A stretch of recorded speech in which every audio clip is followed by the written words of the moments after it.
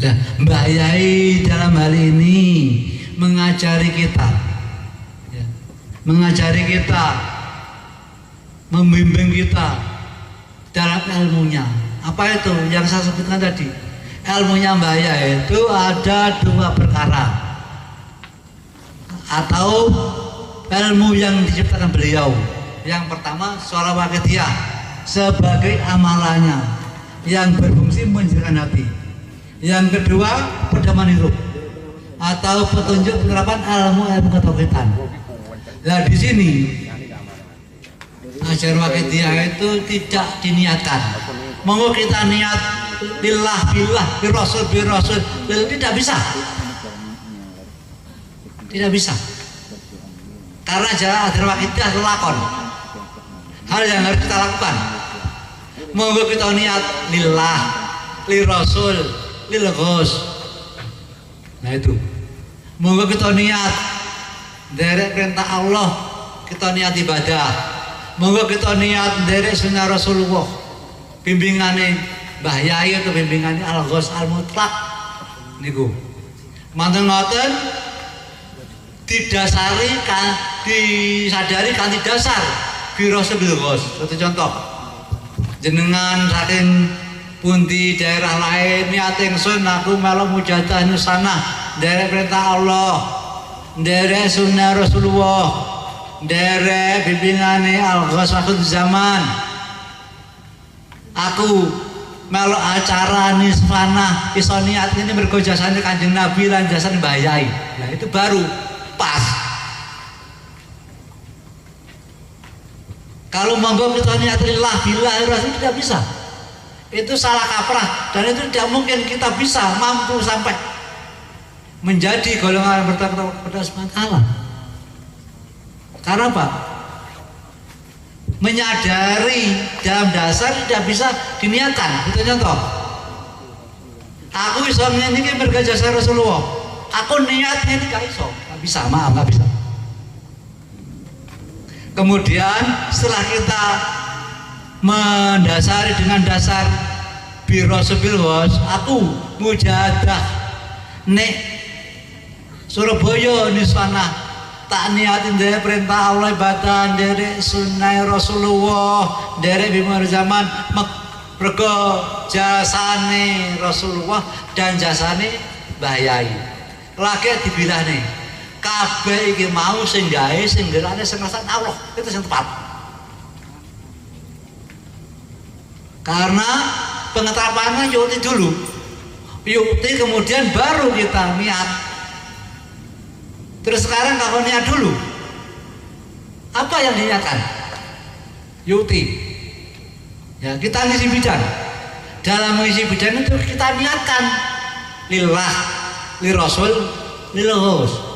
Kemudian kita niatkan, ya maaf, kita dasari dengan birasul bil ghos dan kita jiwai dengan billah.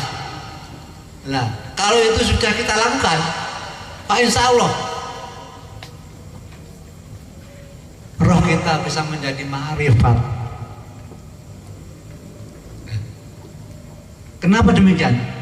Mbah Yai itu menciptakan satu ilmu, dan ilmu itu bila kita terapkan maka kita akan menjadi ma'rifat.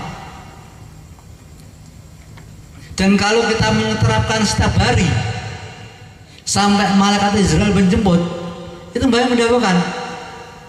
Kalau kita menerapkan dia penerapan petunjuk ilmu ketauhidan yang sehingga menjadikan kesadaran dalam hati terus menerus sampai malaikat Israel menjemput, insya Allah kita husnul khotimah.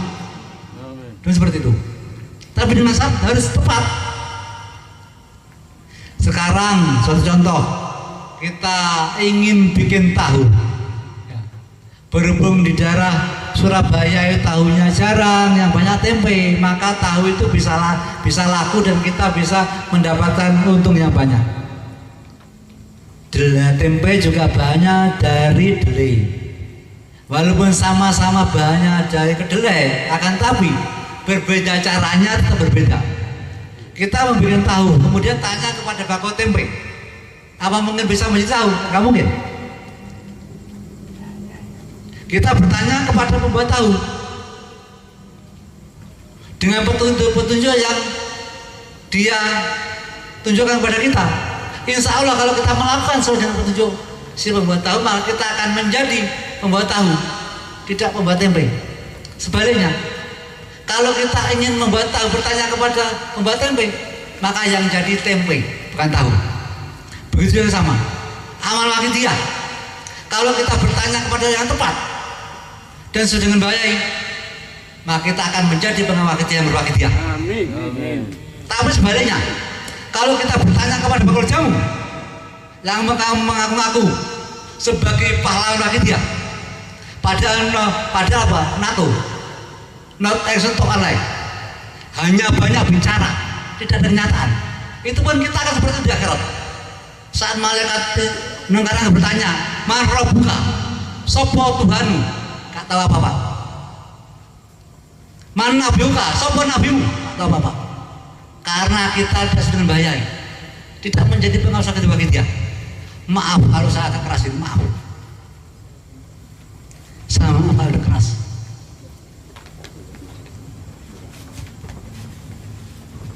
Ya sama. Tapi kenyataan seperti itu. Bertanyalah pada orang tepat. Bertanyalah pada ahlinya. Kita belajar qiraah.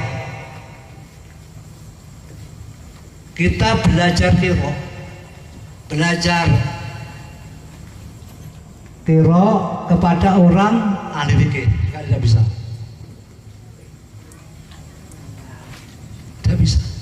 Kita belajar makrifat kepada orang syariat tidak bisa. Harus pas dan pada orang tepat. Dan di sini bahayalah orang tepat. Bahaya itu tidak hanya musilatil qadratillah. Beliau juga wabil hati ila siratal mustaqim. Beliau adalah petunjuk kebenaran dengan ilmu wakidiyahnya, yaitu pedoman wakidiyah, petunjuk penerapan ilmu ketauhidan, juga dengan amalan yang beliau ciptakan. Kalau Syafi'i apa? Syafi'i bukan siapa-siapa.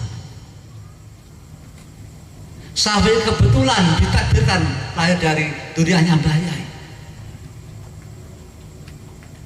Mari kita sama-sama meyakini beliau.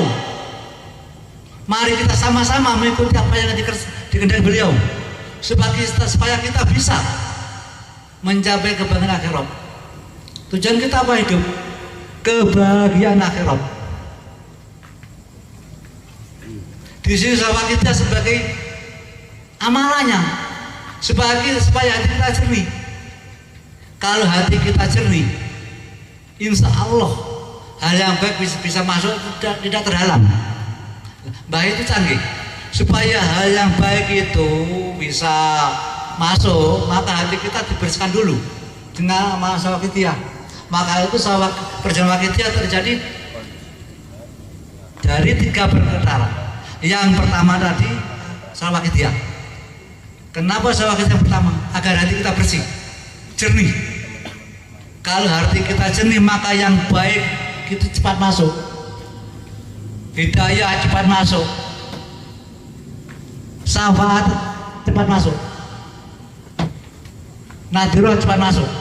Tapi kalau hati kita kotor terhalang, maaf, bagaikan apa ya, got, tahu got ya? Got apa ya? Karen itu banyak sampahnya. Itu air tidak bisa lancar, bahkan bisa membanjiri, keluar lagi. Begitu juga sama. Kalau hati kita kotor, maka bimbingan atau syafaat Rasulullah malah sulit. Maka itu beliau menciptakan amal wakidiyah untuk menjernihkan hati, supaya bimbingan yang berupa pedoman kehidupan bisa masuk,